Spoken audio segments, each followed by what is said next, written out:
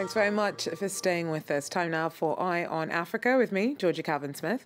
Tonight, West African heads of state vow to work more closely together to tackle regional extremism in the wake of the double terror attack in Ouagadougou, in which at least 8 people were killed last Friday. Also, Mozambique, Namibia, Botswana and Zambia all pull back from South African meat products after a processing factory near Pretoria is found to be at the heart of the world's worst ever outbreak of listeria. At least 180 deaths have been logged. And Sierra Leone gears up for elections this week in a race for a successor to President Ernest Bai Koroma. The polls take place against the backdrop of an economic crisis. But first, in Burkina Faso, 2 suspects are still being questioned in connection to last Friday's fatal terror twin attack in Ouagadougou. 8 people were killed in an operation that used guns and car bombs to target army headquarters and the French embassy. Investigators believe jihadists were targeting a meeting of the G5 regional anti-jihadist group. Catherine Norris-Trent tells us more. Many people here in Burkina Faso are asking themselves how and why their country has been hit by 3 deadly terror assaults in just over 2 years. Burkina Faso shares a border with northern Mali, a very porous border, and that makes it vulnerable to infiltrations by jihadist groups and terror cells. It also is part of the regional G5 Sahel task force, which aim is to fight against Islamist groups in the lawless Sahel zone, and that has made the country a target for reprisal attacks. But it's the internal security structures too, and gaps in those which have left Burkina Faso exposed. Former President Blaise Compaoré was ousted in 2014. He had kept a very tight grip on the security and intelligence services, but a lot of his loyalists left their post when he left power. Today, the intelligence service was experiencing the past, but today, with the new people appointed, they don't have maybe enough connection. They still need to work.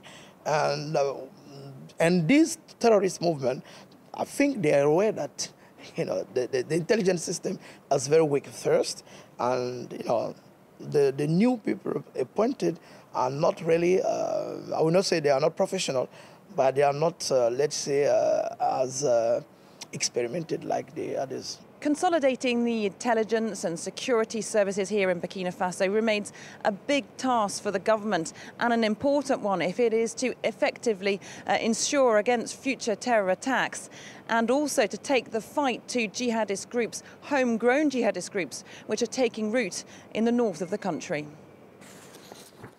Catherine Norris-Trent there for us in Ouagadougou.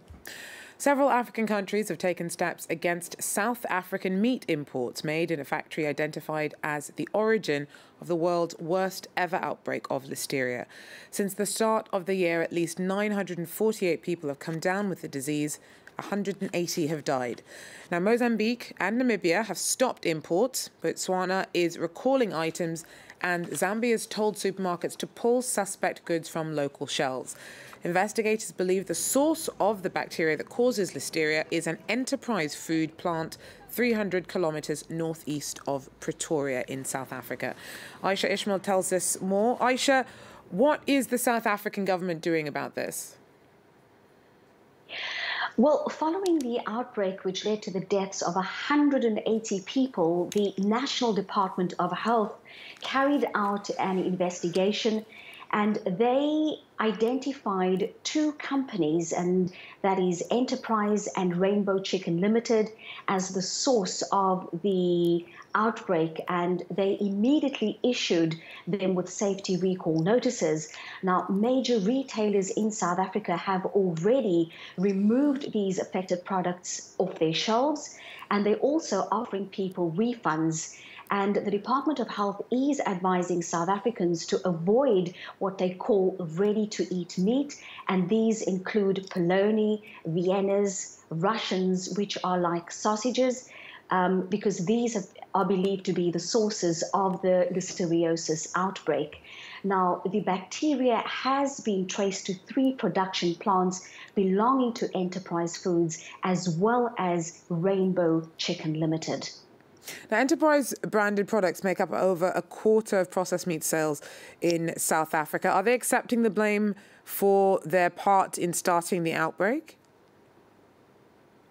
Well, the CEO of Tiger Brands, which owns Enterprise Foods, he has come out and said that so far they have not found any direct link between the deaths of the 180 people and the affected meat products. However, they have done a complete recall of all the affected products. Now, Enterprise Food Products is a well-known company in South Africa, and obviously South Africans are panicking about this, and some of them are threatening to take legal action against Enterprise Foods as well as the Rainbow Chicken Limited Company. People have also taken to social media to talk about the fact that that the listeriosis outbreak started a year ago. They're questioning why the health department has only now come out with their findings, which is, and in the meantime, almost 1,000 people have been affected, and as we said earlier, 180 people have died so far. Thanks very much. Aisha Ishmael there for us in South Africa. Now to Uganda, and its security minister and police chief have both been sacked. General Kale Kayihura and Security Minister Henry Tumukunde were jettisoned after authorities faced mounting criticism for failing to solve a series of murders and other crimes. Kayihura's time in office had been marked by accusations of leading heavy-handed crackdowns on opponents to the government and activist marches. Gronya Harrington joins us now with more. Gronya, why were the two men fired now? Yeah, well, the timing for this is very significant, as you say. This is a real change in the power structure of Uganda, and it comes at a time of rising insecurity. Like you say, there's been a spate of murders, particularly in Kampala and around Entebbe last year. Over 20 women were killed, and it was 4 months before anyone was arrested for those crimes. So it was really seen as a loss of control on the part of the police. Kale Kayihura had been seen, the police chief had been seen as being very, very close to the president until very recently. But that had changed as he became increasingly unpopular with the public, and also was seen as being at loggerheads with the other man who was sacked last night, Henry Tumukunde, the security minister. And that was seen as part of a wider battle between the security factions here in Uganda for supremacy.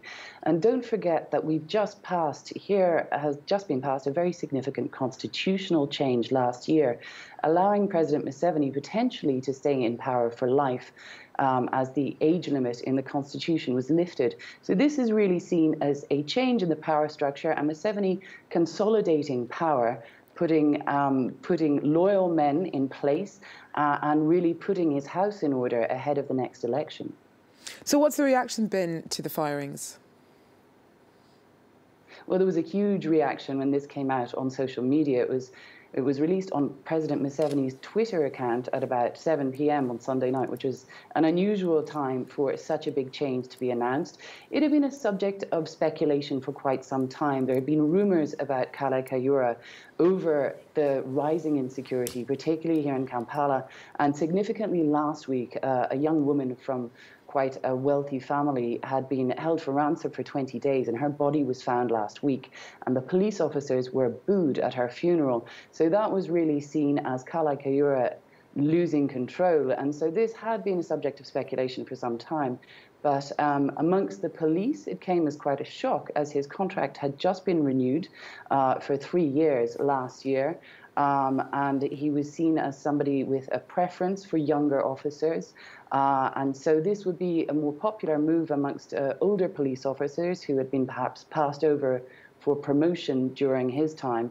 But again, even amongst the police, it's been quite a divisive move. Thanks very much. Gronya Harrington there for us in Kampala. Well, Sierra Leone is gearing up for elections this week in a race for a successor to President Ernest Bai Koroma. The polls are taking place against the backdrop of an economic crisis rooted in the collapse of the price of iron ore and damage done by the Ebola epidemic. Nicolas Chamat tells us more. Two parties, the APC and the SLPP, have ruled Sierra Leone since independence from Britain in 1961. Samura Kamara is the candidate of the ruling party, the APC, in the country's presidential election this Wednesday. A former foreign minister, he was handpicked by outgoing President Ernest Bai Koroma. Koroma is stepping down after 2 mandates. People may hold the view that he is going to be his master's voice, but no, that is not the kind of character he is. He is definitely going to be himself, and because of the experience he has acquired, he knows exactly what to do, moving this country forward. Samura Kamara's main rival should be Julius Maada Bio from the SLPP. Bio briefly led a junta government in 1996. He lost to Koroma 6 years ago. A new party, the NGC, has emerged. It's led by Kanda Yumkela, a former UN diplomat. Analysts say he could be a possible kingmaker if there is a runoff. He's popular with the nation's youth. Well, as for me as a youth, the country lacks so many things. Job opportunities, one thing people are saying. But as for me, we need somebody who's going to invest in human resource management, because they need to prepare the country for the future. Whoever wins will face a hard task. Despite its mineral riches, Sierra Leone is one of the world's poorest countries. In 2014 and 2015, the Ebola virus killed nearly 4,000 people. And between 1991 and 2002, the civil war that was fueled by the so-called blood diamonds left 120,000 people dead. That's it for Eye on Africa. Thanks for joining us. Do so again. Take care.